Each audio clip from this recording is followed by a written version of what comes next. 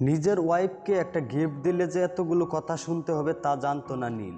আদ্রিতার কোম্পানির সাথে সম্প্রতি একটা বিদেশি কোম্পানির ডিল ফাইনাল হয়েছে। সেই সূত্রে বাড়িতে আজ উপহারের বন্যা বইতেছে। এমন সময় একটি বড় গিফট নিয়ে এগিয়ে আসলো বাড়ির কাজের লোক আর বলতে লাগলো, দিদিমণি, উপহারটা আপনার জন্য বিজন দাদা পাঠিয়েছেন। বিজনের কথা শুনে আদ্রিতার মুখ যেমন হাসিতে ফুটে উঠলো, তেমনি নীলের মুখ রাগে কালো হয়ে গেল। বিজন হলো আদ্রিতার ইনভেস্টরম্যান এবং বন্ধু, তবে নীল বিজনকে একদমই দেখতে পারে না। বক্সটা খুলতে আদ্রিতা দেখতে পেল একটা হার। সেটা দেখে আদ্রিতা খুশি হয়ে গেল।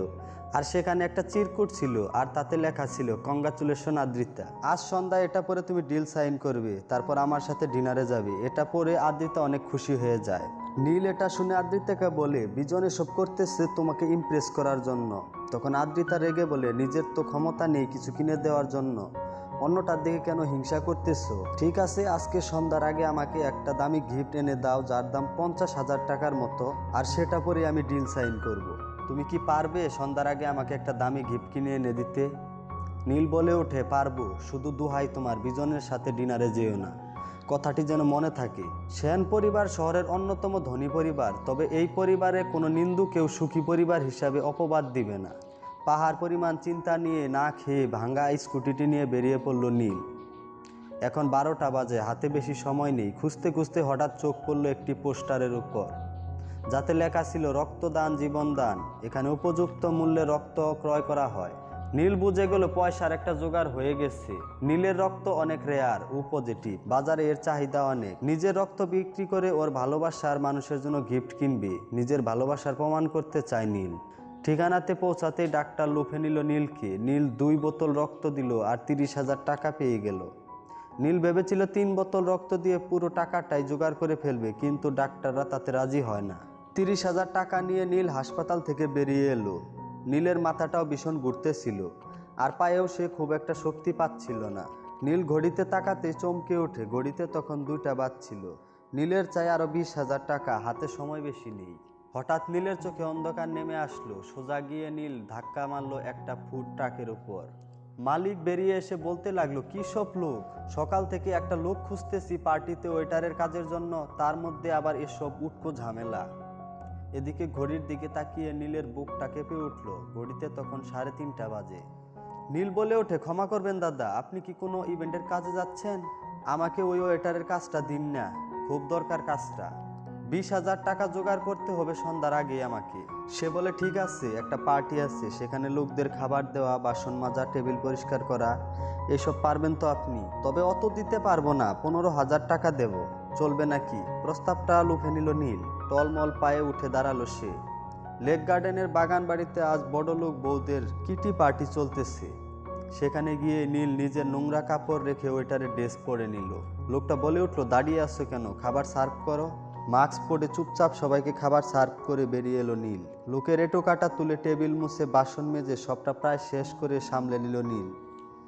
কিছু টাকা টিপস পেয়ে কমল বাবুর 15,000 টাকা নিয়ে 20,000 টাকা হলো নীলের কাছে। মনের আনন্দে লাফিয়ে উঠল নীল। মনে মনে ভাবলো, আদ্রিতা, আজকে আমি প্রমাণ করে দেব আমি তোমাকে কতটা ভালোবাসি।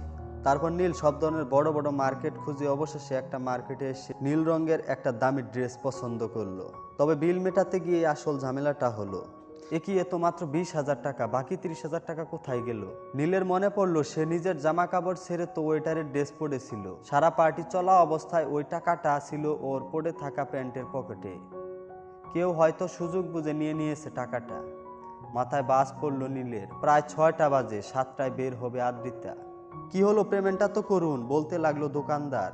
নীল বলে, দাদা, আমি পুরো টাকাটা নিয়ে এসেছিলাম, তবে 30,000 টাকা চুরি হয়ে গিয়েছে। ড্রেসটা আমাকে দিন, বাকি টাকাটা আমি দিয়ে দেব, কথা দিলাম। দোকানদার বলতে থাকে, যে অবস্থায় দোকানে এসেছিলেন দেখেই বুঝেছিলাম, কেনার তো মুরুত নেই। এই কে আছিস, একে গলা ধাক্কা দিয়ে বের করে দে তো। সারাদিন অক্লান্ত পরিশ্রম করেও ভাগ্যের কাছে হেরে সেন বাড়িতে ফিরে আসলো নীল। বাড়িতে পা রাখতেই চিত্রা ঘুঁটের মালা পরিয়ে দিল নীলকে। জানতাম হারবে, তাই প্রথমেই ঘুঁটের মালাটা পরিয়ে দিলাম।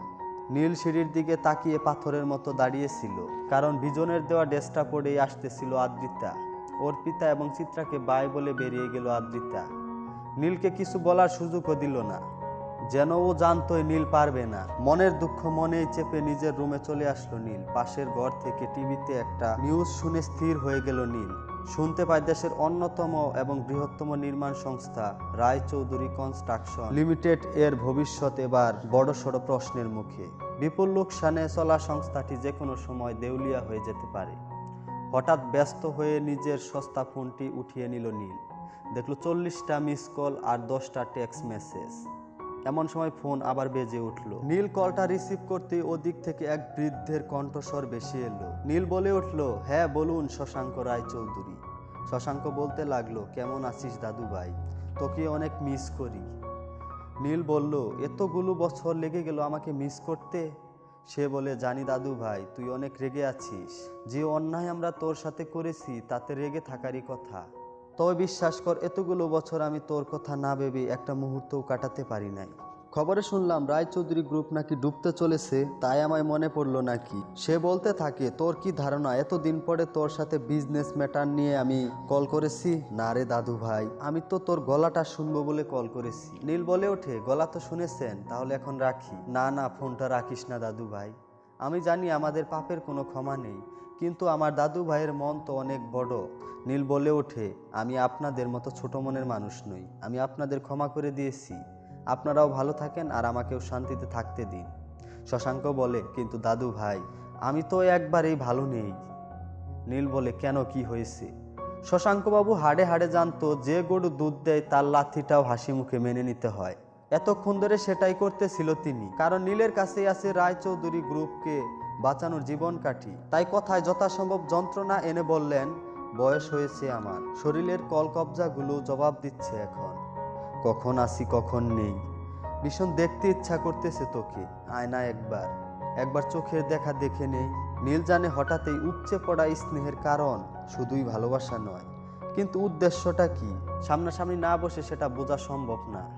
না চাইতেও নীল শশাঙ্কবাবুর সাথে দেখা করতে রাজি হয়ে গেল। ঠিক আছে, এটাই কিন্তু শেষবার, তবে আমি বাড়িতে নয় আপনার অফিসে আপনার সাথে দেখা করব।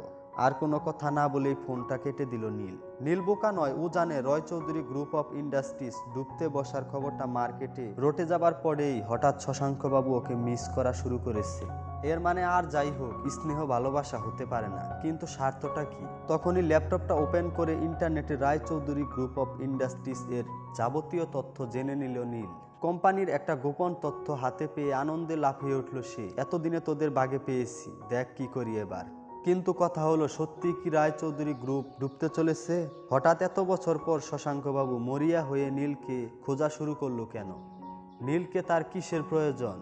কি এমন আছে নীলের কাছে যা দিয়ে রায়চৌধুরীর কপাল আবার খুলে যেতে পারে?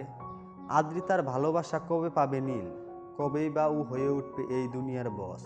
জানতে হলে চ্যানেলটি সাবস্ক্রাইব করে পাশেই থাকুন। সকলকে থ্যাঙ্কস জানিয়ে বিদায় নিচ্ছি। আল্লাহ হাফেজ।